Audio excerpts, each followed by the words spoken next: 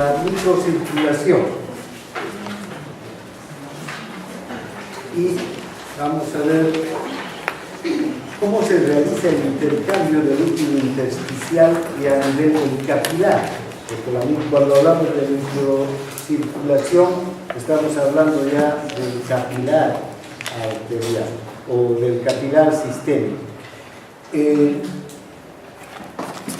Además, vamos a ver qué características tiene el líquido intersticial, qué características tiene el intersticio y finalmente vamos a ver la función del sistema linfático, ¿no? Y de los vasos linfáticos. ¿Qué es la microcirculación? La función principal de la microcirculación es la de transportar los nutrientes hacia los tejidos y los desechos desde los tejidos hasta los órganos de eliminación. Cuando nosotros comemos, tomamos desayuno, estamos consumiendo nutrientes para todas nuestras células. Esos nutrientes tienen que llegar a todas las células. Pero vean, esas células no están en contacto directo con el tubo digestivo, ¿no es verdad? No es que del tubo digestivo pasa a la célula que requiere. Estos nutrientes tienen que ser transportados por vías. Esas vías son las arterias que van a llevar los nutrientes hasta los sitios donde van a ser entregados para que las células los puedan utilizar. Cuando respiramos, el aire entra directamente al alveolo y desde ahí tiene que ser transportado el oxígeno hasta la célula que lo va a utilizar, la célula del dedo gordo del pie, por decirlo, tiene que ir hasta ahí. Esa función, la de transportar nutrientes, el sistema circulatorio. Y la microcirculación va a ser el punto donde estos nutrientes que han sido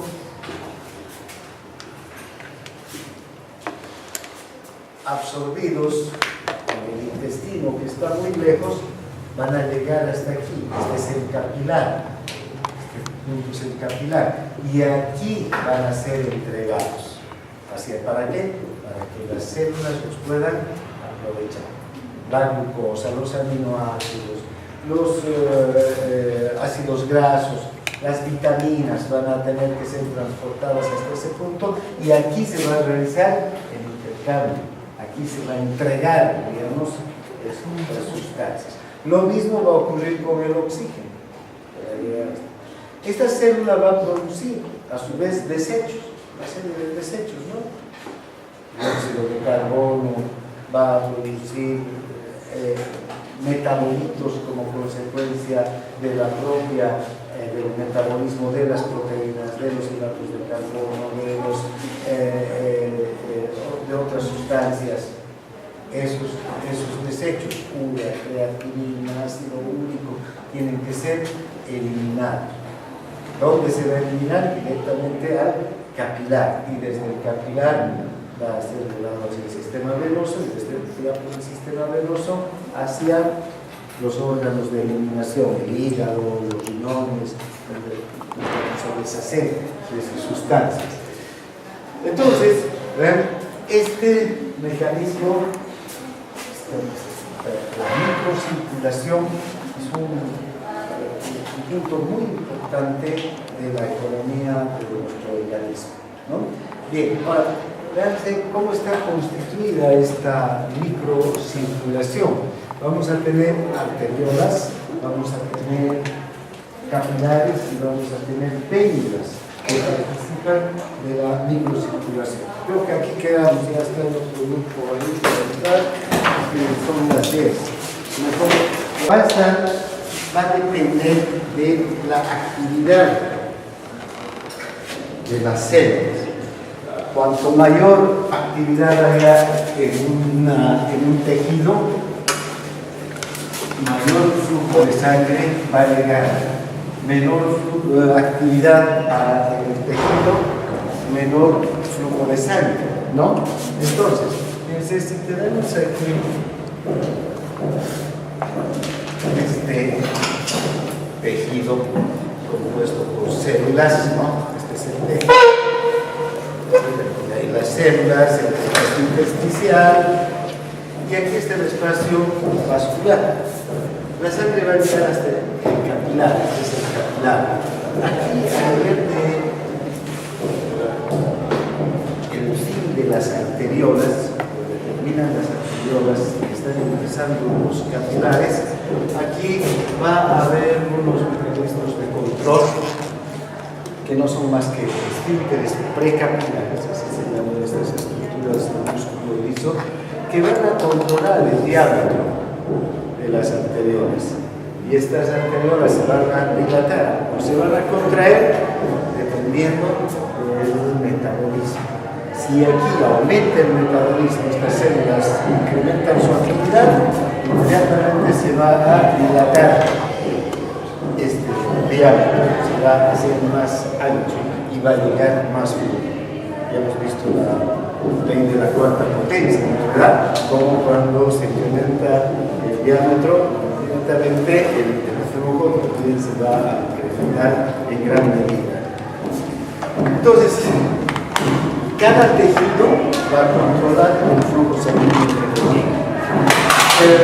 Estos capilares que tenemos acá, que son ya el punto donde se realiza el intercambio, tienen unas paredes muy delgadas, es prácticamente una capa endotelial, y a través de estas células endoteliales, que son muy permeables porque tienen unos poros que permiten que ingresen y salgan las sustancias, se realiza el intercambio. Llega, por ejemplo, el oxígeno, llega la glucosa, llegan los aminoácidos y van a salir desde aquí hacia el exterior el dióxido de carbono y los desechos celulares, los desechos del metabolismo. Esa es la característica entonces en general de este sistema de la microcirculación. Ahora, estamos hablando que en el punto donde se realiza el intercambio, diríamos es la microcirculación, es el capilar, ¿no? En este punto va a realizarse el intercambio de nutrientes por desechos. En todo el organismo hay aproximadamente 10.000 millones de capilares, 10.000 millones de capilares. Es decir, si pusiéramos a los capilares uno al lado del otro, tendríamos una superficie de entre 500 y 700 metros cuadrados, es decir, un área de superficie de 7 o 5 por 10 metros. Fíjense la cantidad de capilares entonces que tenemos en total. Claro, los capilares son muy pequeños, no son capilares, digamos, de tamaños demasiado grandes, ¿no? Entonces, un capilar va a medir hasta 1 milímetro de largo, ¿no?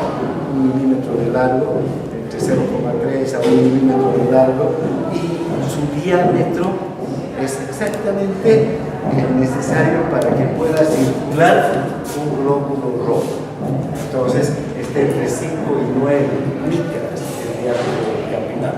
Por eso es que tenemos tantos capilares, 10.000 millones de capilares, y esta superficie estimada de 500 a 700 metros cuadrados de capilar en todo el organismo. Ahora, la distancia máxima que tiene que recorrer una molécula desde el momento que abandona el capilar hasta la célula más lejana de este lecho capilar, es decir, si este es el lecho capilar, este es el lecho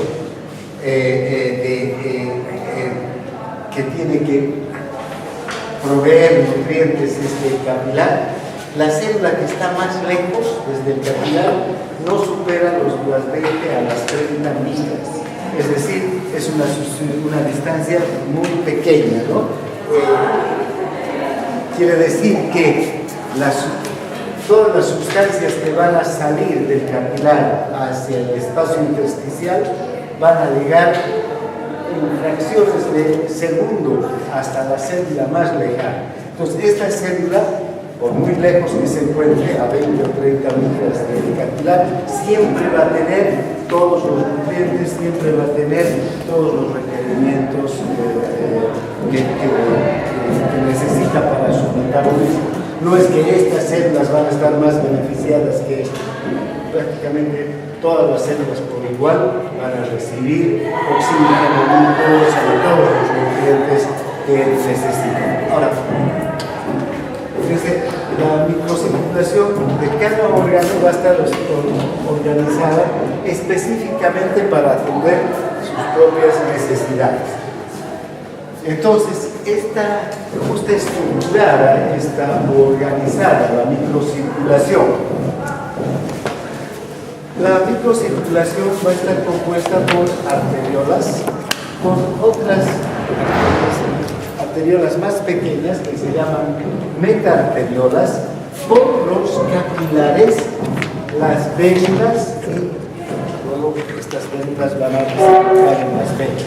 Entonces tenemos en la microcirculación arteriolas, metaarteriolas, capilares y venas.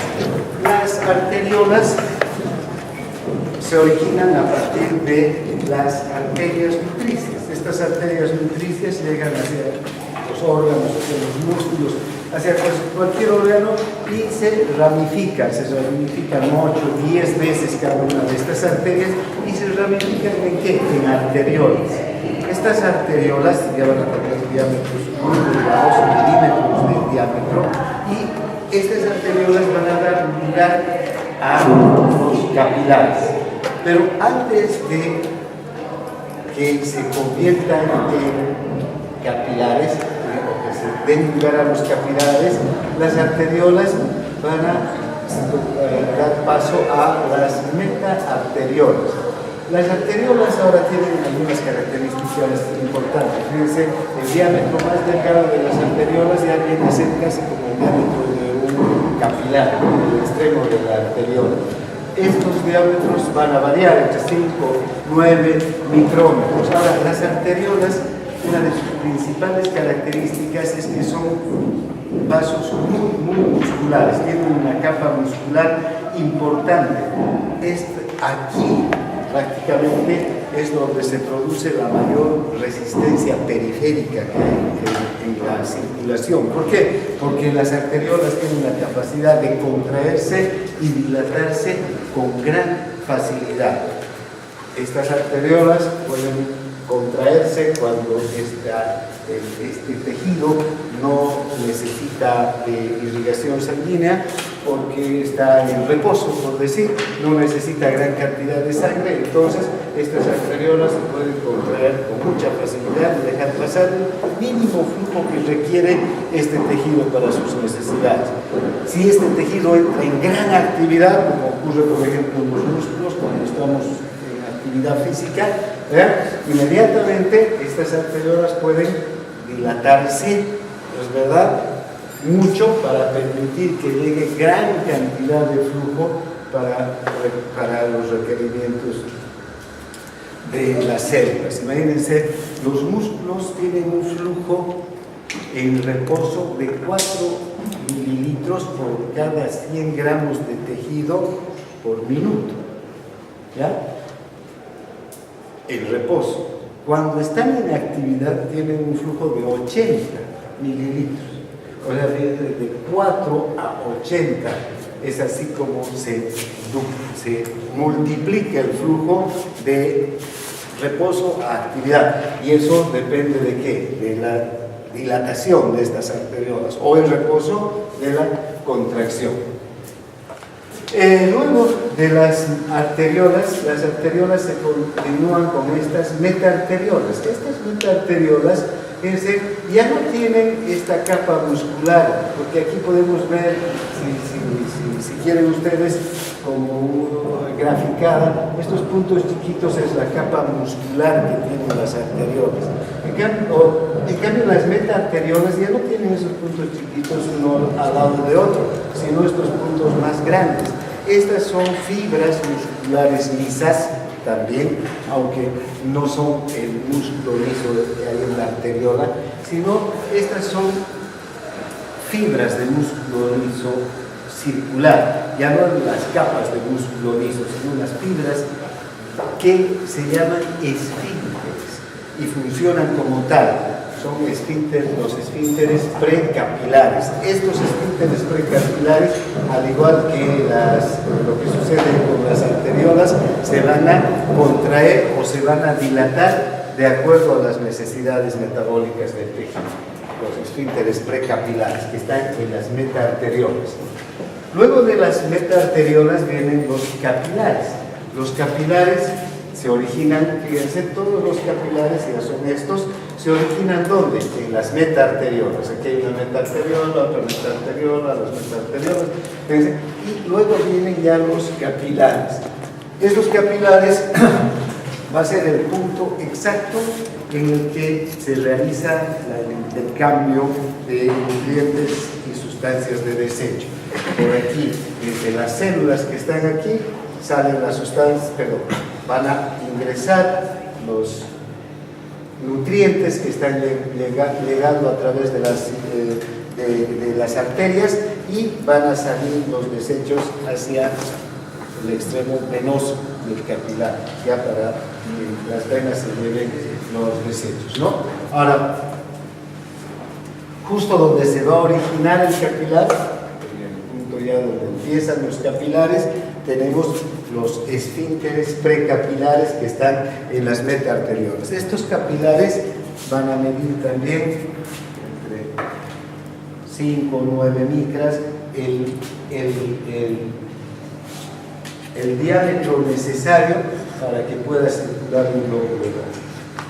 Porque por acá los glóbulos rojos están así, circulan como se conoce el término de fila india, uno detrás de otro. Ya no están en esa circulación en láminas. ¿Recuerdan la circulación en láminas que es en las arterias, arteriolas, en cualquier vaso mayor? Esta es la circulación en láminas, ¿no? Se van ordenando en láminas los glóbulos rojos. Aquí ya no, porque solamente entra un solo glóbulo rojo por capilar. Ahora, luego cuando ya la sangre está abandonando el tejido, vean, va a pasar de los capilares hacia las vénulas. Las vénulas también se caracterizan por tener una capa muscular, ya no tan desarrollada ni tan fuerte como la de las arteriolas. La de las arteriolas realmente es una capa muscular muy importante, produce una vasoconstricción muy sostenida e importante. En las vénulas ya tienen una capa muscular menos desarrollada, pero también van a poderse contraer y dilatar de acuerdo a las características de la circulación. Ahora, veamos cómo es la estructura de la pared capilar. Aquí tenemos un corte de un capilar. Esta es la luz del capilar y esta es la pared capilar. Si observamos bien, esta pared capilar está compuesta por estas células, por las células endoteliales. Es la capa más importante del capilar. El capilar no tiene capa muscular, solamente tiene esta capa de células endoteliales y una membrana basal. Fíjense que le da la consistencia y la estructura. Ahora, el grosor de esta capa es de 0,5 micras. Esto mide 0,5 micras. Y el diámetro interno va a ser entre 4 y 9 micras, es decir, el diámetro de todo el capilar. ya les decía hace un momento, es esto, ¿no? Si dibujáramos un glóbulo rojo aquí, el glóbulo rojo tendría que estar así más o menos, ¿no? Ocupando todo el diámetro del capilar. Ahora, fíjense que los capilares van a ser el lugar donde se realiza el intercambio de las sustancias. Entonces las sustancias tienen que salir desde la luz del capilar, desde la sangre, hacia el espacio intersticial. Estas sustancias pueden salir por diferentes mecanismos. Un mecanismo principal es la difusión, ¿no? La difusión. Por ejemplo, el oxígeno va a salir de un espacio de mayor concentración, que es el que está en la sangre, hacia uno de menor concentración, que es el que está en el líquido intersticial, en el intersticio. Entonces va a salir directamente por difusión. Lo mismo va a ocurrir con el dióxido de carbono. El dióxido de carbono va a salir desde el espacio intersticial hacia el espacio capilar a través de esta diferencia de concentración. Hay mayor dióxido de carbono en el intersticio que está saliendo de la célula y luego se va a dirigir hacia el capilar. Ahora, tanto el oxígeno como el dióxido de carbono son sustancias liposolubles, entonces no necesitan ninguna estructura especializada, van a atravesar la pared endotelial con facilidad. Otras sustancias, en cambio, que también lo van a hacer por difusión, como la glucosa, los iones, los aminoácidos, que tienen que salir desde la sangre hacia el espacio intersticial, ya no lo van a poder hacer a través de las células, ¿no es verdad? Como el oxígeno, porque el oxígeno es liposoluble, no tiene problema. Van a tener que utilizar los poros capilares. Los capilares tienen poros, forman unos canales, fíjense, estos canales en las uniones entre un capilar y otro, y son canales que permiten el paso de las diferentes sustancias. Ahora, estos poros capilares son bastante pequeños, o de un diámetro muy pequeño, ¿no? Entre 6 a 7 nanómetros miden estos poros capilares. Entonces, por aquí solamente atraviesan sustancias de muy bajo peso molecular. Atraviesa agua, atraviesa los iones en general, atraviesa la glucosa, los aminoácidos, los ácidos grasos, pero sustancias que tienen un peso molecular mayor, como proteínas, péptidos grandes, ya no pueden atravesar. Entonces es muy difícil que estas sustancias atraviesen por estos poros. Por eso es que una proteína plasmática, por decir, una albúmina, una globulina, que tiene un peso molecular alto, ya no va a poder atravesar por estas estructuras. En cambio, el agua, los iones, las glucosas, todas estas moléculas pequeñas lo van a poder hacer con facilidad a través de estas estructuras. Tienen una gran permeabilidad. Ahora, en general podríamos decir que los capilares de la mayor parte de los tejidos responden a estas características, ¿no? De tener unos poros bastante pequeños, estrechos en diámetro. Sin embargo, hay tejidos que van a tener poros diferentes y medidas diferentes a estas, más de 6 a 7 nanómetros. Por ejemplo, los capilares que están en el hígado, estos capilares van a tener un diámetro de sus poros, van a ser mucho mayores. ¿Por qué? Porque el hígado es el que va a producir las proteínas plasmáticas, y desde el hígado, desde los hepatocitos, tienen que salir hacia la sangre, hacia el plasma, estas proteínas. Entonces aquí los poros son mayores. En cambio, a nivel del cerebro, más bien estas estructuras van a ser de diámetro más pequeño. Aquí hay lo que se conoce como la barrera hematoencefálica. Esta barrera hematoencefálica difícilmente logra o deja pasar sustancias de peso molecular alto. ¿Para qué? Para proteger a la neurona de cualquier sustancia que pudiera dañar, ¿no? Entonces, vean, va a haber diferencias entre la estructura de una pared capilar a otra. El hígado, en un extremo, es decir, la pared capilar tiene unas características, hacia el cerebro, el otro extremo, donde la pared capilar tiene otras características. O en el riñón, donde el riñón tiene el glomérulo la particularidad de difundir grandes cantidades de agua, por ejemplo. 180 litros de agua se filtran al día en el riñón. Fíjense la cantidad de agua que se difunde a través de los poros del glomérulo. Además, los iones, el 99%, o sea, más de 25.000 miliequivalentes de sodio se filtran también al día. Lo mismo ocurre con el potasio, una gran cantidad de potasio, de calcio se filtra a través de los poros del riñón, pero no se filtran proteínas. Entonces, también los capilares del riñón tienen esas características, ¿no? De filtrar agua, iones, pero no moléculas grandes. Entonces, vamos a ver que cada capilar o cada órgano va a tener su propia estructura capilar, pero en general los capilares van a responder a las características que acabamos de decir.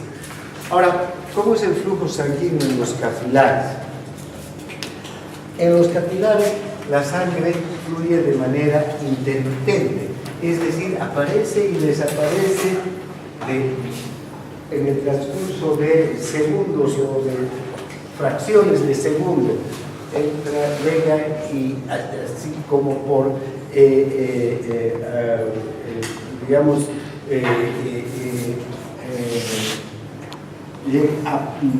hay un flujo que se incrementa y inmediatamente desciende, incrementa y desciende el flujo.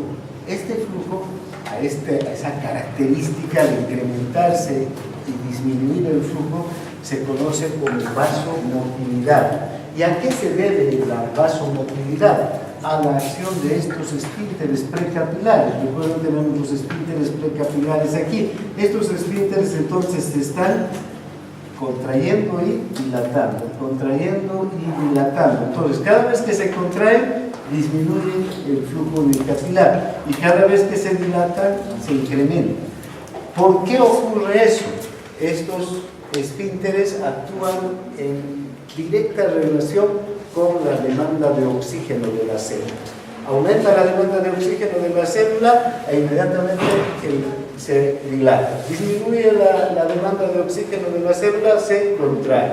Entonces, a eso se refiere la vasomotilidad. Entonces, la vasomotilidad es una propiedad que tienen los capilares y está determinada por el consumo de oxígeno de las células, que van a hacer que los esfínteres precapilares, estos esfínteres que están inmediatamente al empezar el capilar, recuerdan, en las metaarteriolas, estos esfínteres se contraigan o se dilatan. Ahora, el principal factor que va a regular la vasomotilidad es la concentración de oxígeno. Cuanto mayor oxígeno requieren la demanda de oxígeno, cuando mayor oxígeno requieren las células, mayor vasodilatación va a haber aquí. Estos esfínteres se van a dilatar. Menos oxígeno, los esfínteres se contraen, ¿no? Entonces, están en esa acción permanente los esfínteres precapilares y las metaarteriolas para hacer que llegue más o menos sangre hacia el capilar. Bien, ahora, Hace un momento yo les decía que el intercambio de sustancias entre el capilar y el intersticio se va a dar principalmente a través de este mecanismo que es la difusión. Van a difundir sustancias que van de un espacio de mayor concentración a uno de menor concentración. Por ejemplo, el oxígeno difunde desde el capilar hacia el intersticio, el dióxido de carbono desde el intersticio hacia el capilar. La glucosa, los aminoácidos van a pasar desde el capilar hacia el intersticio. En cambio, las sustancias de desecho desde el intersticio hacia el capilar. ¿Por qué? Porque tanto el dióxido de carbono como todas las sustancias de desecho, las sustancias propias del metabolismo, se forman en la célula. Las células, ¿no?, eliminan estas sustancias hacia el intersticio y del intersticio hacia el capilar para que se vayan hacia los riñones, el hígado, donde van a ser ya eliminadas hacia el exterior. ¿No es verdad? Entonces, ya sabemos que la difusión no es más que el flujo de partículas que van a un lugar de mayor concentración o uno de menor concentración, movidos por su propia energía cinética, y mucha de la difusión se incrementa o disminuye con la temperatura. Nuestro organismo tiene una temperatura constante de unos 36.5 a 37.5, entonces esta difusión va a ser relativamente constante debido a esa variable, pero sí lo que puede variar son las concentraciones, ¿no?, la cantidad de las sustancias que pueden estar en un lado u otro de la membrana capilar. Hay sustancias liposolubles que van a difundir directamente. El dióxido de carbono y el oxígeno son estas sustancias. Hay otras sustancias que son hidrosolubles o no liposolubles, como iones, sodio, cloro, glucosa, aminoácidos, todas estas sustancias que van a tener que difundir a través de los espacios o poros capilares que ya hemos visto que están en las uniones entre las células endoteliales. Estos poros, que miden entre 6 a 7 nanómetros, van a permitir el paso entonces de este tipo de sustancias. Aunque, vean, tienen que atravesar estos poros, o sea, no es como el oxígeno o el dióxido de carbono. Estas otras sustancias tienen que atravesar estos poros. El agua tiene que pasar por estos, digamos, túneles que se forman entre las células. La velocidad es tan alta, tan rápido difunde el agua a través de estas estructuras, que es capaz de pasar 80 veces el agua entre esta parte del capilar, entre el capilar y el intersticio, antes de que la sangre esté abandonando el capilar. Ingresa por aquí la sangre, y el líquido del agua es capaz de ir y venir 80 veces antes de abandonar, así de rápido. Ahora, no es que 80 veces se queda sin agua el capilar y 80 se vuelve a llenar, ¿no? O sea, la cantidad de agua es constante, sino que el intercambio de moléculas de agua a través de este espacio es tan alto que es capaz de producirse ese recambio de 80 veces antes de que abandone el capilar. Fíjense, un capilar va a tener un milímetro de distancia, ¿sí?, de longitud. Entonces, en ese milímetro ocurre esta cantidad de veces de intercambio de moléculas de agua.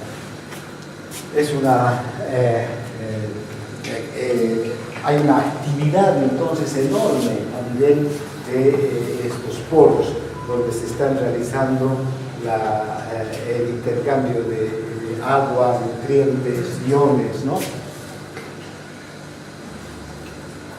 Ahora, esto se debe a también a que estos 6 a 7 nanómetros van a representar unas 20 veces el diámetro, digamos, de la molécula de agua. Si este es el diámetro del poro, ¿sí?, por el que tiene que atravesar una molécula de agua, entonces si ponemos 1, 2, 3, 4, 5, 20 moléculas de agua unas al lado de otras, atraviesan el poro, ¿no? Entonces para el agua, entonces el poro es un túnel enorme, por decirlo, ¿no? Este es el poro. ¿Sí? En cambio, para una proteína, el poro va a ser demasiado estrecho. La proteína no va a poder atravesar por este poro. Pero el agua, vean, la molécula es tan pequeña que fácilmente pueden atravesar 20 moléculas una al lado de otra, por decirlo, ¿no? Ahora, tanto el agua como los iones, los diferentes del calcio, el sodio, el potasio, son moléculas muy pequeñas. Ahora, ¿quién tiene el patrón para determinar la permeabilidad?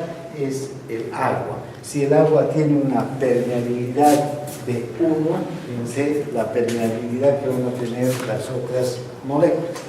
El agua tiene un peso molecular de 18 y su permeabilidad asignaremos 1, porque es la sustancia más permeable. O sea, no estamos hablando de dióxido de carbono ni de oxígeno, que son las más permeables, pero esos son liposolubles. Todas estas otras son hidrosolubles o no liposolubles. Entonces, dentro de estas, la permeabilidad 1 es de agua. El cloruro de sodio, fíjense, tiene este peso molecular, 58.5, casi 3 veces más que el agua, ¿no?, de peso molecular. Y vean, la permeabilidad es de 0.96, casi tan permeables, diríamos, como el agua, ¿no? Si el agua es 1, este es 0.96. La urea, 0.8, también tiene una importante permeabilidad. La urea, que es un producto de desecho, la urea va a tener una permeabilidad grande. La glucosa, que tiene 180 de peso molecular, va a tener una permeabilidad de 0,6. También es muy permeable. Una molécula de glucosa va a atravesar con facilidad este poro, ¿no? La sacarosa, 0,4, también va a atravesar. La insulina también va a atravesar con facilidad este poro, ¿no? Fíjense, no va 0,2, pero puede atravesar el poro. Pero vean ya estas otras moléculas, la mioglobina, la hemoglobina y la albúmina en especial. Fíjense estas permeabilidades. La albúmina 0.001 en relación a 1 que tiene el agua. Entonces, esta es la molécula de albúmina y este punto es el agua. Entonces, esa sería más o menos la comparación. Y este es el poro capilar, ¿no? Entonces, la albúmina no pasa, no atraviesa. Y eso es lo normal. Las proteínas que están en el plasma, mioglobina, hemoglobina, albúmina, todas las globulinas, el fibrinógeno, no van a atravesar con facilidad esta. Algunas proteínas pueden atravesar. Vamos a ver enseguida que esas, sin embargo, si llegan a atravesar por alguna circunstancia, tienen que ser eliminadas del espacio intersticial. No se pueden quedar en el espacio intersticial. Tienen que ser, porque tampoco pueden volver. Van a ser eliminadas esas a través del sistema capilar.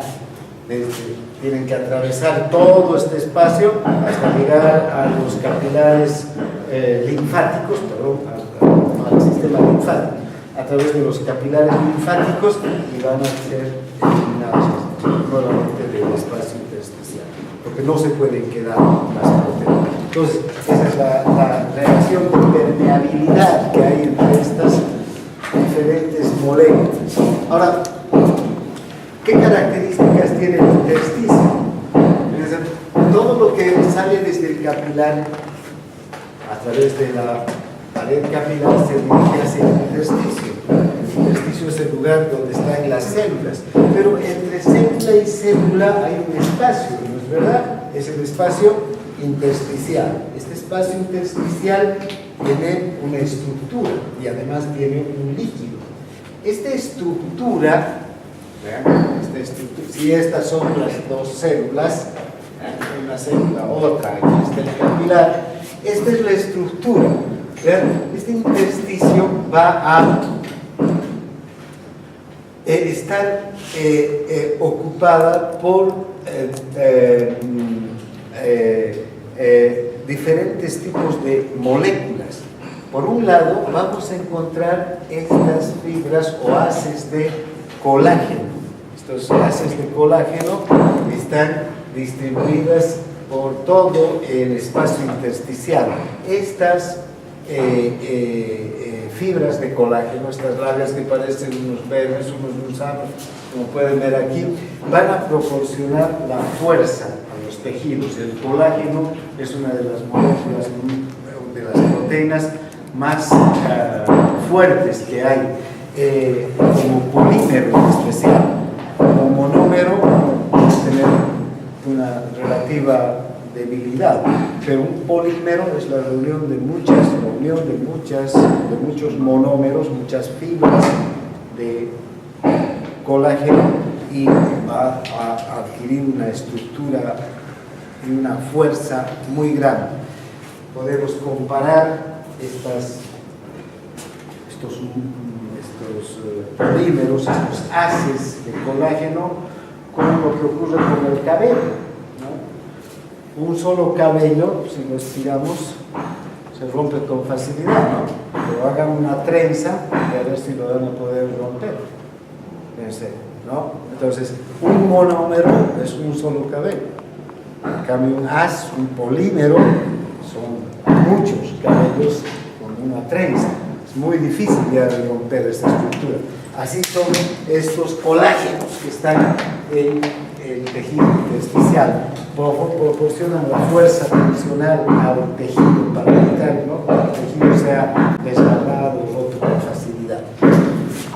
Y además también hay otras moléculas muy pequeñas, muy finas, de proteínas que son los proteoglicanos. ¿Y por qué están compuestos?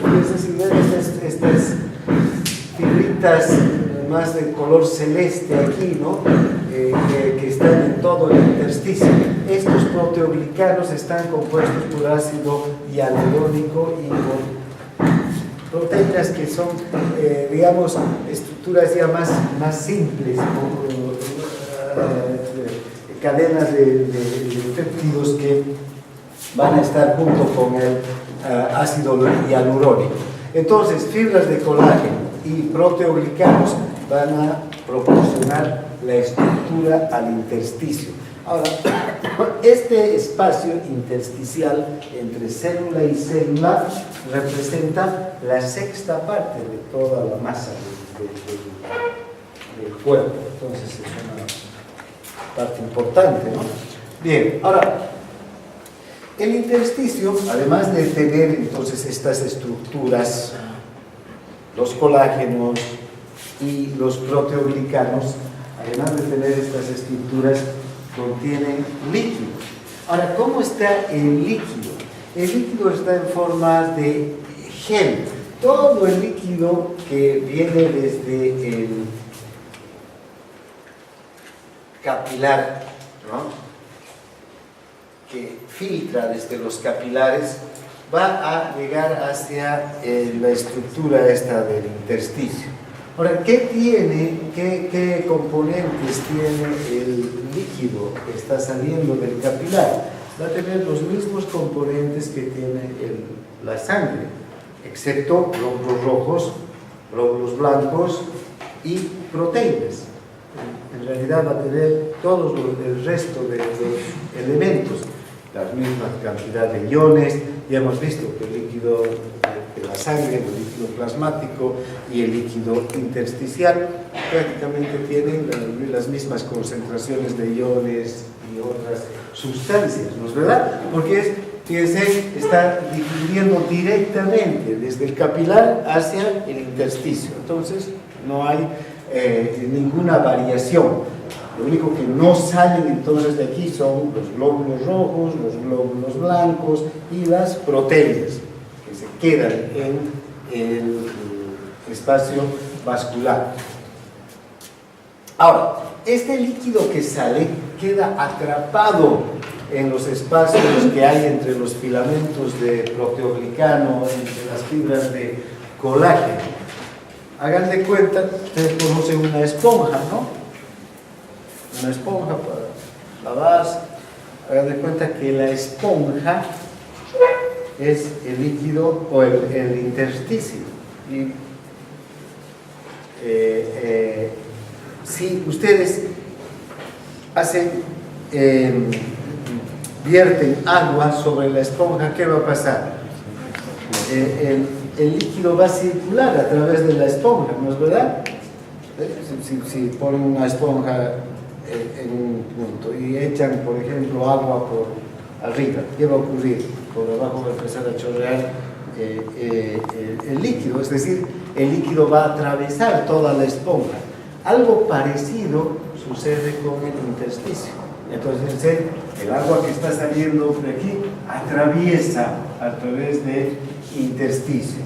Ahora, a ese líquido que está atravesando por entre las estructuras del intersticio se lo conoce como el gel del intersticio, que está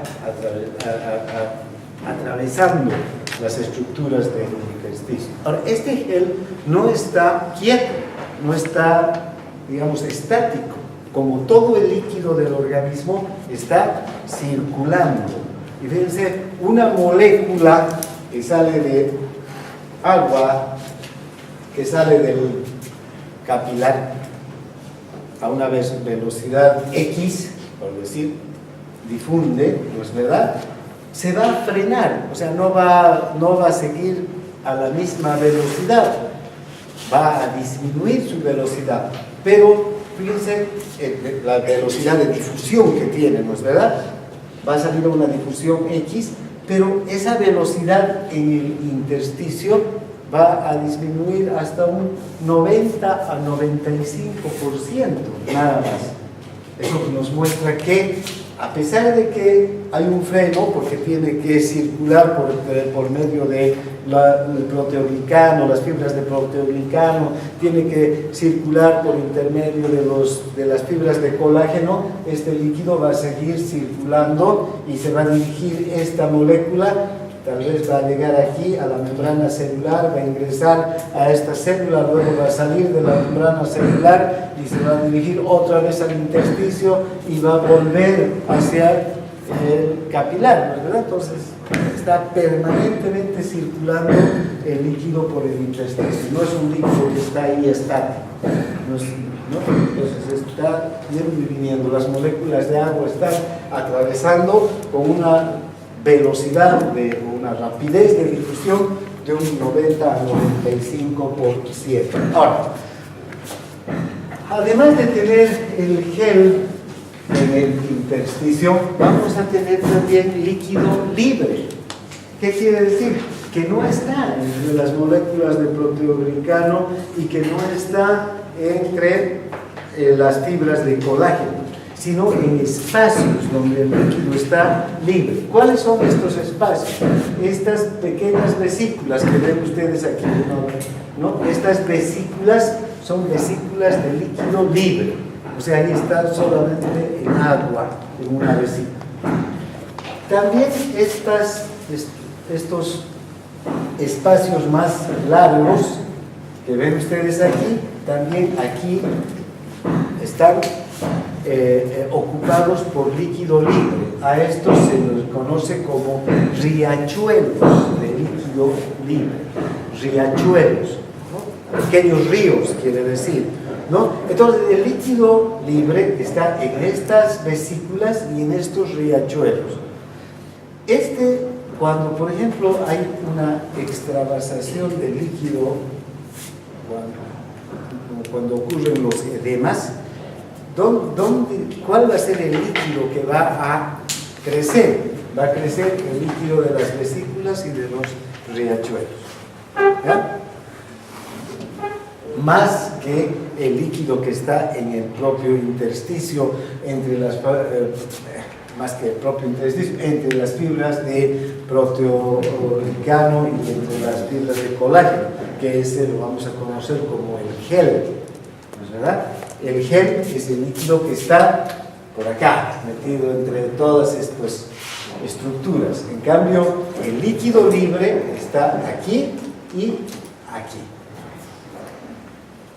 Ese líquido libre es el que puede expandirse mucho cuando ocurre el edema. Vamos a ver que situaciones de edema se presentan con mucha frecuencia cuando el sistema circulatorio se altera. Bien, entonces ya sabemos la estructura del intersticio, fibras de colágeno, proteoglicano, el proteoglicano que está compuesto por ácido hialurónico, por proteínas, y el líquido que está distribuido como gel en estas estructuras, y como líquido libre en riachuelos y vesículas que están en el intersticio. Ahora, ¿cómo se filtran los líquidos a través de los capilares? Acabamos de decir que el líquido entra y sale del capilar, ¿no es verdad? Hacia el intersticio. El líquido está moviéndose permanentemente. Esta molécula, vamos a hacer con otro color, esta molécula de agua que está aquí va a filtrar hacia el intersticio.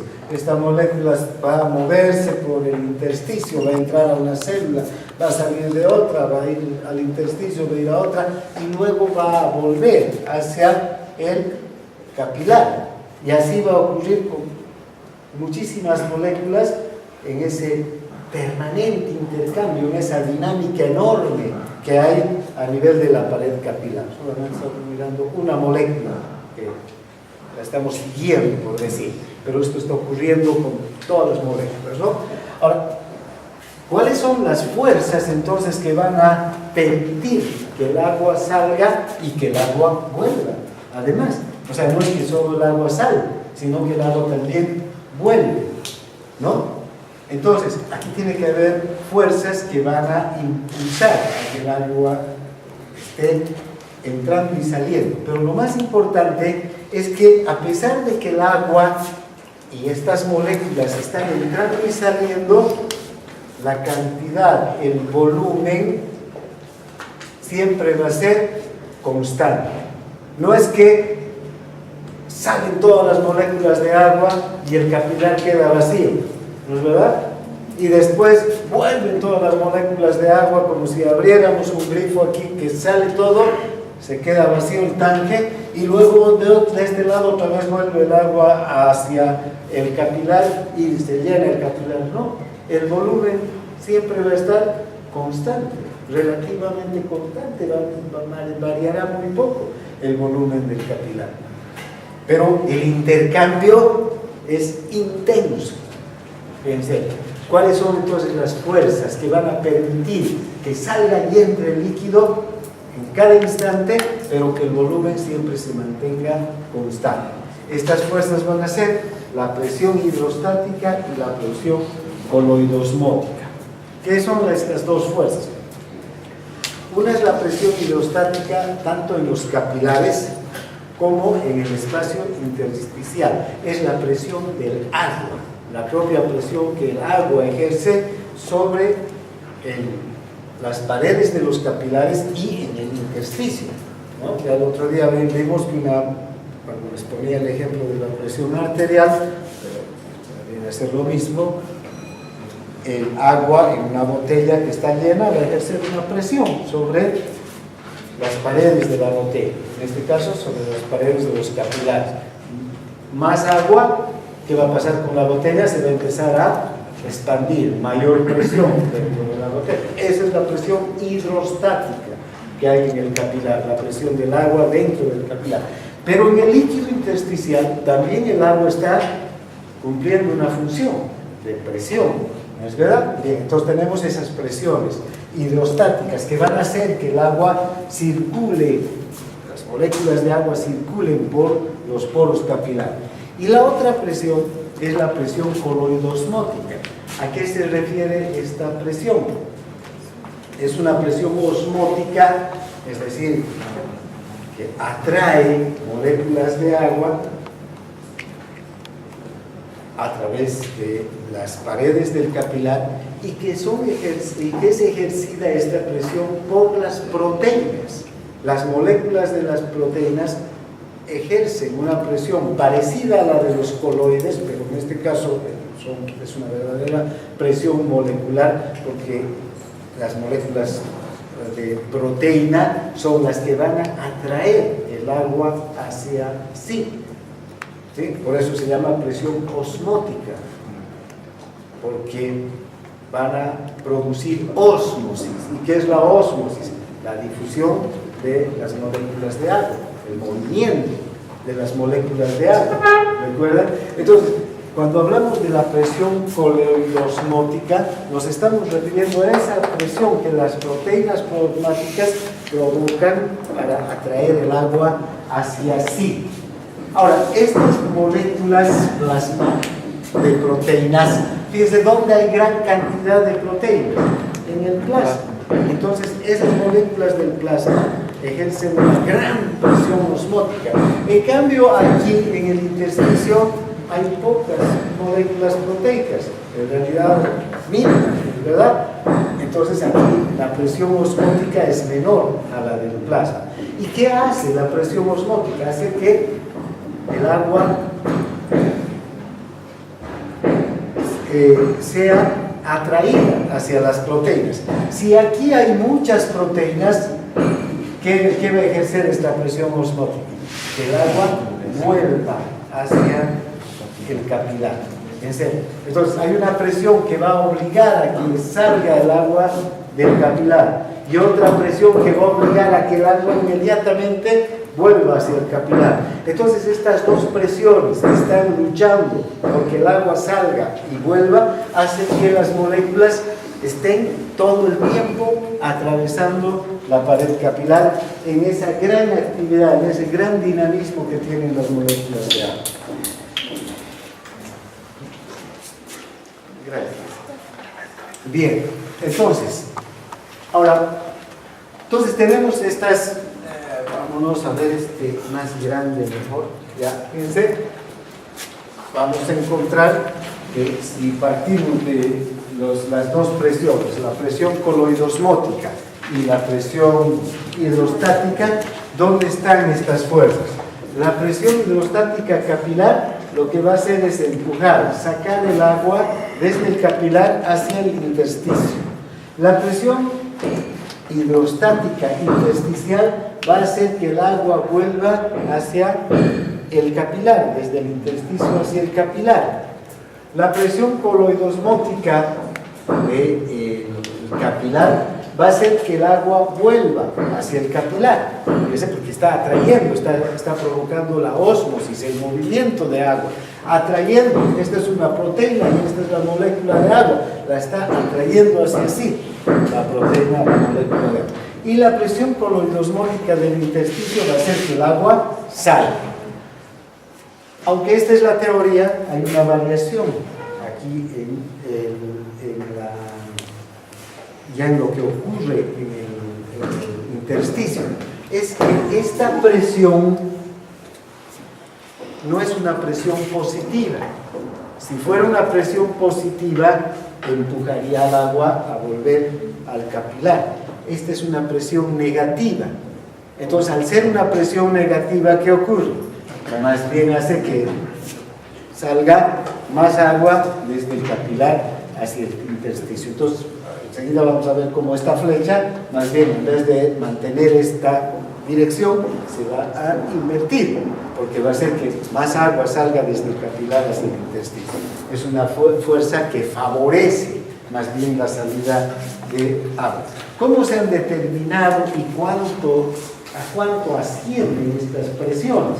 ¿No? Porque hay que cuantificar estas presiones para ver realmente cómo ejercen su influencia en el movimiento del agua. ¿Cómo se han cuantificado? Primero, la presión hidrostática capilar. Se han utilizado varios métodos experimentales, el método directo del uso de la micropipeta, el isogravimétrico, métodos de experimentación, pero todos estos métodos, en especial el método isogravimétrico, ha determinado que la presión media capilar es de 17 milímetros de mercurio. Esa es la presión que vamos a utilizar, la presión media. Sin embargo, vamos a observar que en este extremo la presión va a ser 30 milímetros de mercurio. Este es el extremo arterial. Aquí la presión va a ser 30 milímetros de mercurio y aquí 10 milímetros de mercurio. ¿Por qué? Porque el líquido, la sangre, circula en este sentido, de un lugar de mayor presión a uno de menor presión. Estamos, ¿verdad? Entonces, fíjense, pero la presión media es de 17 milímetros de mercurio, según este método, y es el que se lo va a tomar. Ahora, la presión hidrostática del líquido intersticial. También se ha utilizado la micropipeta, las cápsulas huecas, el método de la cápsula de algodón, diferentes tipos de métodos, y entre todos estos métodos se ha determinado que la presión aquí en el intersticio se ha tomado como menos 3 milímetros de mercurio. Esta es la presión en el intersticio. En general, van a variar también estas presiones en función de los diferentes intersticios, porque vamos a ver que en el cerebro, que dependiendo del intersticio dentro de órganos que tienen una cápsula fibrosa, una cápsula que va a producir otro tipo de presión, además va a influir, van a variar, pero en general hablaríamos, para lo que nos interesa es que va a ser de menos 3 milímetros de mercurio la presión en el intersticio, ¿sí? Ahora, estas son las presiones, los diferentes métodos, ¿no? Este es el método isogravimétrico, la de la micropipeta. Bien, ahora, la presión coloidosmótica se ha determinado a partir de la medición de la presión que ejercen todas las proteínas plasmáticas en conjunto, aunque se ha visto que la albúmina es la proteína plasmática que mayor presión coloidosmótica ejerce. Luego están las globulinas y finalmente con un pequeño porcentaje del fibrinógeno. Pero las albúminas van a ser las que mayor presión coloidosmótica van a ejercer en el plasma. Entonces, cuando una persona que tiene hipoalbuminemia, por ejemplo, va a estar alterada la presión hidrostática o coloidosmótica del plasma, y esto puede provocar edemas. Por ejemplo, seguro que una persona que tiene hipoalbuminemia, es decir, poca albúmina en el plasma, va a tener edema. ¿Por qué? Porque no va a permitir que vuelva el líquido hacia el espacio vascular. Enseguida vamos a ver cómo se desequilibran estas presiones y cómo se equilibran. Esta presión ejercida por todas las proteínas es de 28 milímetros de mercurio. Entonces, las proteínas plasmáticas ejercen esa presión. Ahora, la presión coloidosmótica del líquido intersticial, es decir, las proteínas que hay en el intersticio, que son menores que las que hay en el plasma, también ejercen una presión coloidosmótica, es decir, atrae el agua, producen un movimiento de agua hacia sí. Ese va a ser de 8 milímetros de mercurio. Esa presión coloidosmótica va a ser de 8 milímetros de mercurio. Bien, ahora,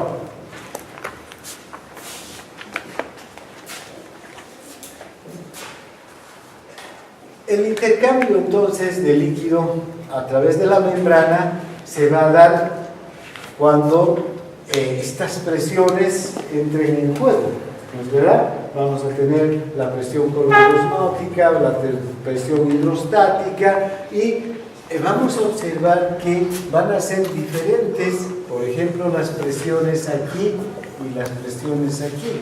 En el extremo, este es el extremo arterial del capilar y este es el extremo venoso, porque no contaremos estos 17 milímetros de mercurio de presión media, después los vamos a tomar en cuenta. Si tomamos en cuenta estos dos extremos, aquí tenemos 30 milímetros de mercurio de presión y aquí 10, ha bajado la presión en este milímetro de distancia que hay entre el extremo venoso y el extremo arterial del capilar, 1 milímetro, 2 milímetros, 3 milímetros máximo que puede tener un capilar. Fíjense, ya ha bajado la presión de 30 a 10 milímetros de mercurio. Entonces hay que tomar en cuenta estas características. Generalmente, entonces, vamos a ver que en este extremo, como hay una mayor presión hidrostática, el líquido va a salir hacia el intersticio. Y en este otro extremo, como aquí hay una menor presión hidrostática, el líquido va a intentar va a volver en realidad hacia el capilar. ¿Cómo se da esto? A ver, trataremos de mejorar nuestro dibujo para ayudarnos con las fuerzas estas que intervienen.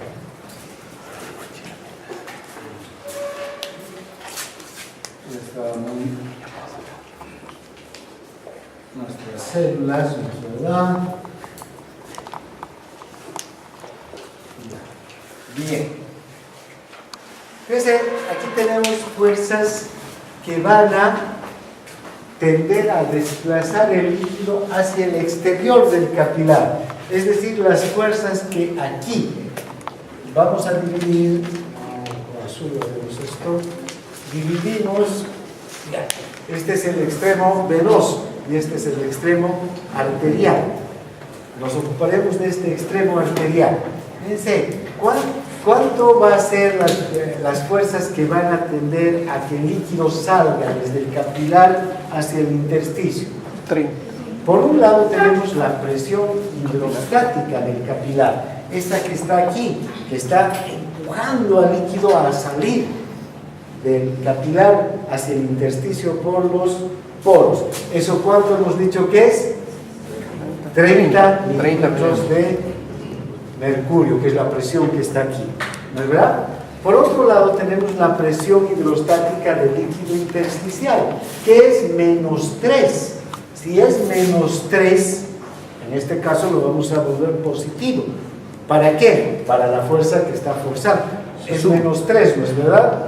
Y como es negativo, está haciendo que este líquido salga desde el intersticio o desde el capilar hacia el intersticio. Lo volvemos positivo porque está en esta 3 milímetros de mercurio, ¿no es verdad? Y además tenemos las otras dos presiones, la presión coloidosmótica del líquido intersticial. Aquí es 8 milímetros de mercurio, esa es una presión. Y la otra, la presión coloidosmótica del líquido capilar, que está aquí, 28 milímetros de mercurio. Fíjense, si es presión coloidosmótica, es la presión osmótica, está atrayendo. Esta se suma a estas otras dos fuerzas. Entonces sumaremos todas estas, 33 y 8. 33 y 8 nos da 41 milímetros de mercurio. En total, las fuerzas que están obligando, que están haciendo que el líquido salga del intersticio o del capilar al intersticio. Pero hay otra fuerza que está llamando al líquido, ¿no es verdad? Que es la presión coloidosmótica del plasma, 28 milímetros de mercurio. Esta es la fuerza que tiende a desplazarnos bien, a que estas moléculas de agua que están saliendo vuelvan inmediatamente al capilar. Eso es 28. Sí, y es la única fuerza que en este caso se opone o atrae las moléculas desde el intersticio hacia el capilar. Si hacemos la diferencia entre fuerzas que tienden a desplazar el líquido hacia el exterior, estos 41 milímetros de mercurio, menos 28 milímetros de mercurio, que son las fuerzas que más bien vuelven el líquido hacia el capilar, vamos a tener 13 milímetros de mercurio a favor de ¿qué? De la salida del líquido. Entonces vean, aquí estos 13 milímetros de mercurio hacen que el líquido salga, favorecen la salida del líquido, el extremo arterial. Si nos vamos al otro lado, al extremo venoso, la cosa va a cambiar, ¿no es verdad? ¿Cuáles son las fuerzas de salida? Aquí va a ser la presión hidrostática del líquido capilar. ¿Cuánto es? 10 milímetros de mercurio. Va a ser los 3 milímetros de mercurio del líquido intersticial. No va a cambiar en el extremo venoso, solamente cambia dentro del capilar, pero aquí va a seguir siendo el mismo. Entonces 3 milímetros de mercurio. La presión coloidosmótica tampoco va a cambiar. Aquí va a ser 8 milímetros de mercurio. Entonces, ¿cuánto tenemos 21, en total? 21 milímetros de mercurio de fuerzas que obligan a que el líquido salga.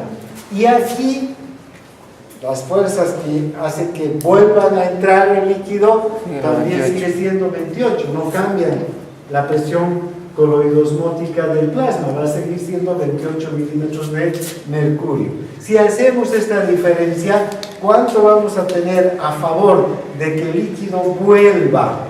7 milímetros de mercurio.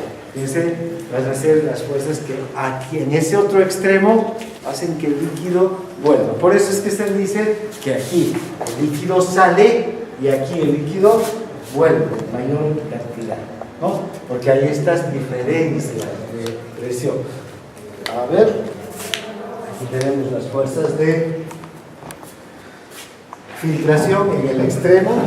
Entonces tenemos lo mismo que acabamos de sumar, 28 las que van a hacer que el líquido vuelva, las que sacan el líquido, 10 en la presión hidrostática en el capilar, en el extremo venoso, 3 milímetros en el intersticio, 8 la presión coloidosmótica del intersticio, 21, 28 menos 21, 7 milímetros de mercurio.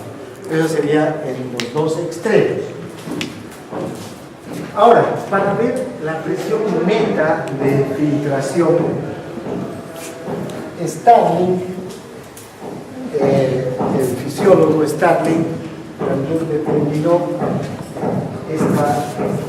la suma y resta de fuerzas que obligan al líquido a salir y a entrar, ¿no? A salir del capilar y volver, las fuerzas de salida y de entrada hacia el capilar. Y para eso Starling ya no utilizó el extremo arterial y el extremo venoso, sino que utilizó la presión media capilar. A esto se llaman las fuerzas de Starling, ¿ya? Para determinar todas las fuerzas que hacen que el líquido vuelva salga y vuelva hacia el capilar. Y fíjense Este equilibrio de Stalin con las fuerzas de Stalin se va a determinar de la siguiente manera. Vamos a tomar en cuenta que midiendo exactamente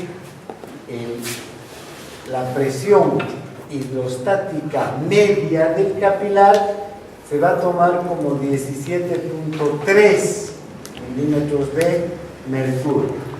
No como 17 exactamente, sino como 17.3 milímetros de mercurio. ¿Ya?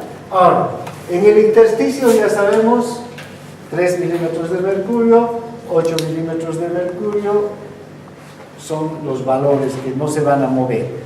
3 de la presión hidrostática del intersticio y 8 de las proteínas, ¿no? Entonces, ¿cuánto va a ser las fuerzas que van a obligar entonces a salir? Tomando en cuenta estos 17.3, van a ser 28.3 milímetros de mercurio. Y lo que va a obligar a volver al líquido no hay más que la presión coloidosmótica, los 28. No hay otra fuerza que obligue al líquido a volver a entrar desde el intersticio hacia el capilar. Entonces, si hacemos la relación 28.3 y 28, vamos a ver que tenemos un 0.3 milímetros de mercurio a favor de las fuerzas que obligan a que el líquido salga desde el intersticio o desde el capilar hacia el intersticio. Esto se traduce en aproximadamente 24 horas una cantidad de líquido de 2 litros a 3 litros que se quedan en el intersticio y no vuelven hacia el capilar. En un día, entonces, va a pasar, se va a filtrar la índica, la venir las moléculas de agua, como acabamos de ver, pero 2 a 3 litros se van a quedar en el intersticio. ¿Para qué sirve ese líquido? Ese líquido va a transitar esa molécula que se quedó, esta molécula de agua, que no volvió, porque hay una fuerza favorable a que se quede. Esta molécula va a atravesar todo el intersticio y se va a ir hacia el capilar linfático y va a ayudar a crear ¿qué cosa? La linfa, y junto con la linfa va a volver otra vez hacia la sangre, ya sea la linfa que desemboca por el conducto torácico o la linfa que desemboca por la gran vena linfática. Todas estas van a llegar ¿a dónde? A la sangre otra vez, y nuevamente van a volver a ser esta molécula en ser a través de la linfa, va a volver otra vez a llegar a ser parte de la sangre. Sigue circulando esta molécula que se quedó, no se queda en el intersticio, porque si se quedara en el intersticio, ¿qué ocurriría? Vamos a empezarnos a hincharnos, ¿verdad? Entonces, esta función que tiene esta molécula de agua es, en otras palabras, de lavar el intersticio. Junto con esta molécula de agua se van a arrastrar algunas proteínas que hubieran sido filtradas y que no se tienen que quedar en el intersticio. Entonces van a ser filtradas hacia la linfa.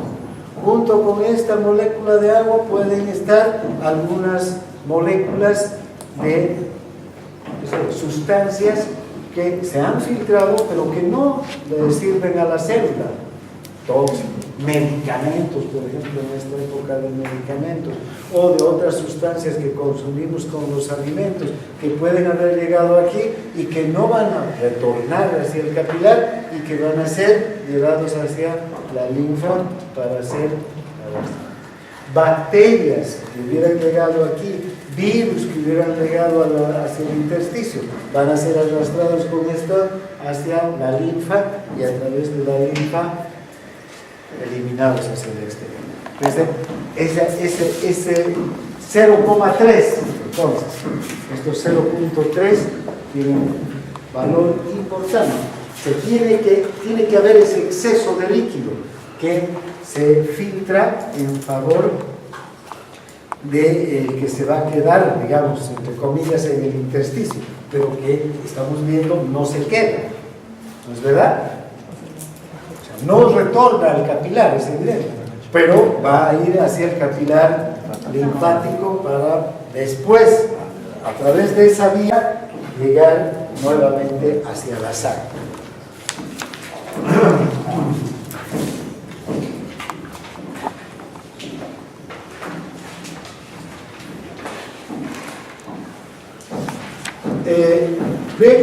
Finalmente hablaremos del sistema linfático rapidito para terminar esta clase. Entonces, el sistema linfático es una vía accesoria a través de la cual el líquido puede fluir desde el intersticio nuevamente hacia ¿dónde? Hacia la sangre. Entonces, no se olviden, el sistema linfático va a desembocar a través de las venas linfáticas y del conducto torácico en las venas cavas, ¿no es verdad? Y entonces, todo lo que pasa a la linfa vuelve, todo el líquido que pasa al intersticio, que se queda en el intersticio, pasa a la linfa, vuelve hacia la sangre y sigue circulando por el organismo, ¿no? ¿Para qué sirven estos vasos linfáticos? Para transportar este líquido que se queda, todas las macromoléculas que lograron atravesar la pared endotelial y que no van a poder volver, proteínas, bacterias y otras toxinas, ¿no? Que pueden pasar y que no van a poder retornar hacia el capilar para que luego sean eliminadas hacia el exterior. Porque miren ustedes, muchos de los metabolitos, la mayor parte de los metabolitos de las células van a volver hacia el capilar, pero las sustancias tóxicas que han logrado pasar hacia este lado y la célula no los logra metabolizar, se van a ir hacia el sistema linfático, porque no van a volver hacia el capilar. Entonces es una función esencial, fundamental, vital. Si no tendríamos este sistema linfático, no tendríamos cómo eliminar del intersticio todas estas macromoléculas, estas sustancias. Imagínense, ¿qué pasa si una macromolécula como una proteína pasa y llega aquí? Se queda y no llegaría a ser eliminada. Se queda, pasa otra, se queda, pasa otra, se queda, pasa otra. ¿Qué va a variar? ¿Qué se va a desequilibrar? La presión coloidosmótica del espacio intersticial. Ya no va a ser de 8, va a ser de 9. Y si siguen que llegando proteínas, va a ser de 10. ¿Y qué hace esta presión coloidosmótica? Atrae agua. Y al atraer agua va a pasar más agua todavía de esos 0,3. Fíjense, si sumamos, ya no van a ser 28.3, sino van a ser más 2, 30.3. Si sería 10 ya la presión aquí. Nos verá 30.3. 30.3 menos 28 ya serían 2.3. Ya no serían 2 litros de agua que se quedan al día, sino cuántos litros de agua ya serían. Porque por cada 0,3 por cada 0,3 se quedan 2 litros de agua. Quedan 2 litros de agua. Imagínense. Con 2.3. 2 litros de agua, ¿cuánto? 30, no sé, 20 litros de agua más se van a quedar en el intersticio. O sea, en cuestión de horas podemos telemastizar si se empiezan a sacar las proteínas en el intersticio. Por eso es que no pueden pasar al interior, y las pocas que pasan tienen que dirigirse rápidamente, ser eliminadas por los linfáticos. Ahora, casi todos los tejidos del organismo van a tener linfáticos. En realidad, fíjense, están los vasos linfáticos distribuidos por todas partes. Incluso se creía que no había vasos linfáticos en el tejido nervioso, en el cerebro, pero en las últimas investigaciones han determinado que hay linfáticos también en el tejido nervioso, que también contribuyen a la misma función que el resto de los linfáticos, ¿no?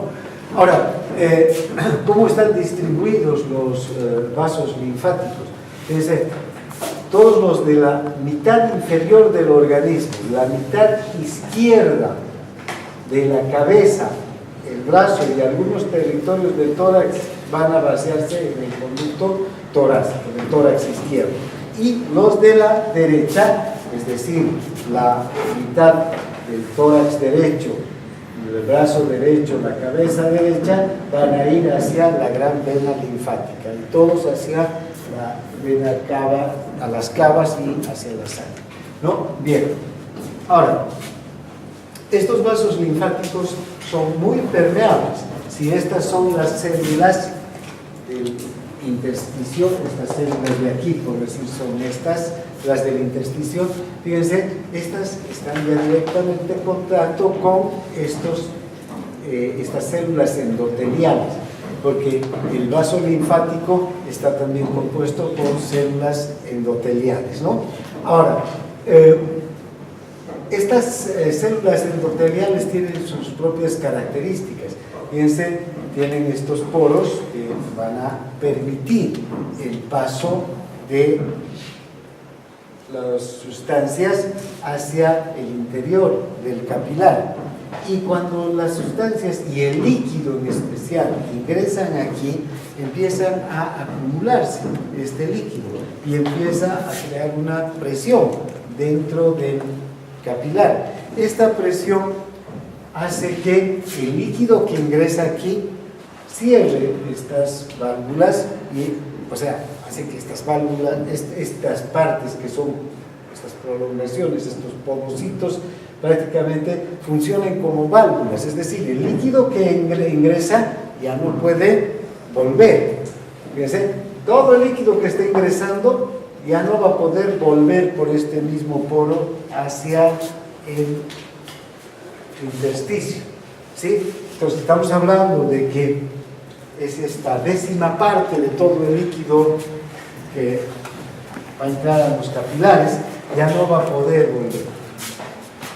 ¿Cuánto es esta cantidad de líquido que entra a los linfáticos? De 3 a 4 litros al día. Toda esa cantidad de líquido que se ha filtrado gracias a esta diferencia de fuerzas, ¿no?, en favor de la filtración. Bien, ahora, entonces, el líquido, proteínas, moléculas grandes que pasen desde el intersticio hacia el capilar van a ser llevados a través de la luz del capilar, ¿no?, hacia los vasos linfáticos más grandes y finalmente ya sea al conducto torácico o a la vena linfática, la gran vena linfática. ¿Cómo se hace esto? Fíjense, estas uniones entre las células endoteliales van a funcionar como verdaderas válvulas que cuando se llena esto de líquido,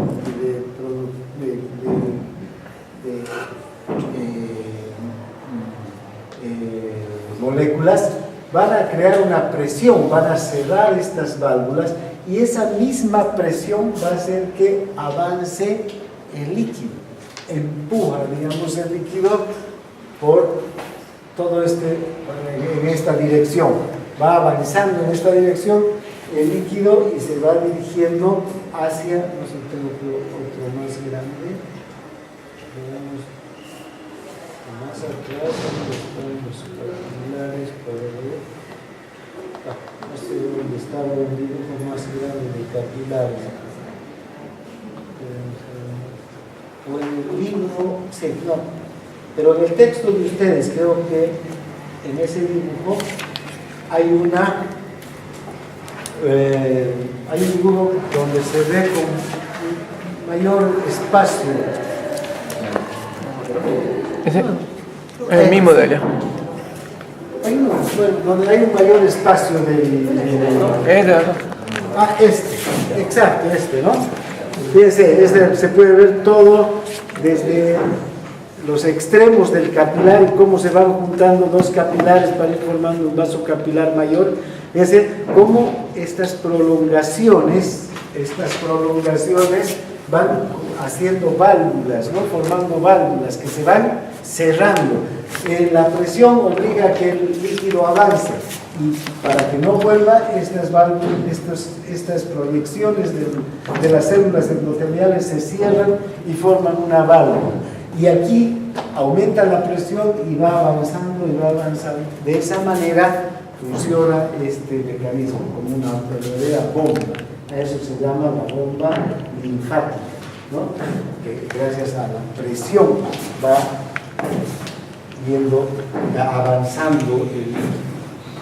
Ahora, ¿cómo se forma la linfa? La linfa se va a formar a partir del líquido intersticial. Entonces, también la linfa tiene los mismos, digamos, las mismas concentraciones que el líquido intersticial. Lo único que va a variar es en sus concentraciones de proteínas. Entonces, la linfa que se forma en la mayor parte de los tejidos, esa que pasa, que atraviesa inmediatamente la mayor parte de los tejidos, va a tener 2 gramos de proteínas por decilitros. En cambio, la que está en el hígado va a tener 6 gramos. ¿Por qué? Porque las proteínas se forman en el hígado y entonces esa linfa está recibiendo una gran cantidad de proteínas que se están formando en los hepatocitos. La que se forma en el intestino, 3 a 4. ¿Por qué? Porque aquí también se absorbe una gran cantidad de sustancias y pueden atravesar ciertas proteínas que vayan directamente hacia el sistema linfático, ¿no es verdad? No van a ser absorbidos a través de los capilares del intestino. Y finalmente ya la linfa que está llegando con todas las linfas reunidas, las que vienen del hígado, del resto de los tejidos, del intestino, la que está llegando a la sangre a través del conducto torácico, va a tener entre 3 y 4 gramos por decilitro de proteínas. Además, hay una cantidad de ácidos grasos que va a también tener la linfa. En especial, esta que viene del tubo digestivo va a tener una concentración alta de ácidos grasos. Un porcentaje de 1 a 2% de grasa tiene esa linfa. ¿Por qué? Porque la grasa no se absorbe hacia los capilares. Vamos a ver que la grasa, cuando se absorbe en el intestino, no pasa a los capilares como los aminoácidos, la glucosa y a la sangre. La grasa se absorbe hacia la linfa y de la linfa recién va a ir hacia la sangre.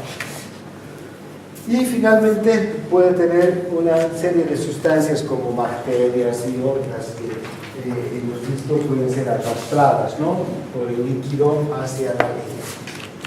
Ahora,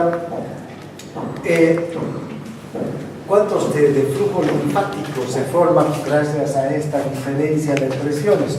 Unos 120 mililitros por hora. Multiplicamos 120 ml por 24, vamos a tener que tenemos 2 a 3 litros, 2.800, me parece, 2.8 me parece de litros al día de formación de linfa, ¿no? 2 a 3 litros. Y ahora, esta linfa se va a formar gracias a la propia presión del líquido intersticial que va a ejercer, va a hacer que el líquido ingrese al capilar linfático y a la actividad de la bomba linfática que va a arrastrar la linfa hacia la circulación. Ahora, Ahora, ¿cuál es la presión del líquido linfático? Va a ser a partir de la presión del líquido intersticial, que va a ser, en este caso, de menos 6 milímetros de mercurio. Vamos avanzando porque ya es ahora.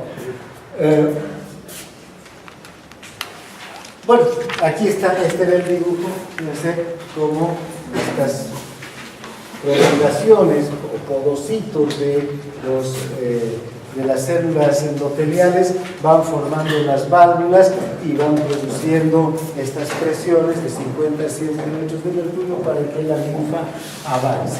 Ahora, ¿cuáles son las funciones del sistema linfático? Entonces, uno es la concentración, mantener el equilibrio de la concentración de proteínas en el líquido intersticial. No puede haber proteínas en el líquido intersticial porque si aumenta, inmediatamente va a afectar ¿a qué? Al volumen del líquido intersticial. Si hay mayor concentración de proteínas, ¿qué va a ocurrir? Inmediatamente va a aumentar la salida de líquido desde el capilar hacia el intersticio. Pero al margen de eso, también la linfa contribuye a mantener el volumen del líquido en el intersticio, porque recordemos que no es solamente que este volumen se va a mantener por el equilibrio de las proteínas, ¿no es verdad? Sino esos 2 a 3 litros que pasan normalmente, en normalidad, sin que aumenten las proteínas ni nada, pasan 3 litros, esos 3 tienen que llegar hasta el sistema linfático y ser eliminados. Entonces el volumen aquí se mantiene constante. Y si el volumen se mantiene constante, también se van a mantener la presión del líquido intersticial. Entonces, las funciones de la linfa son mantener la concentración de proteínas en el intersticio, el volumen del líquido intersticial y la presión del líquido intersticial. Bien, aquí quedamos. Ya terminó ya, ¿no? Un poquito. Pero creo que ya termina, ¿no? Ya termina, sí, sí. Bueno.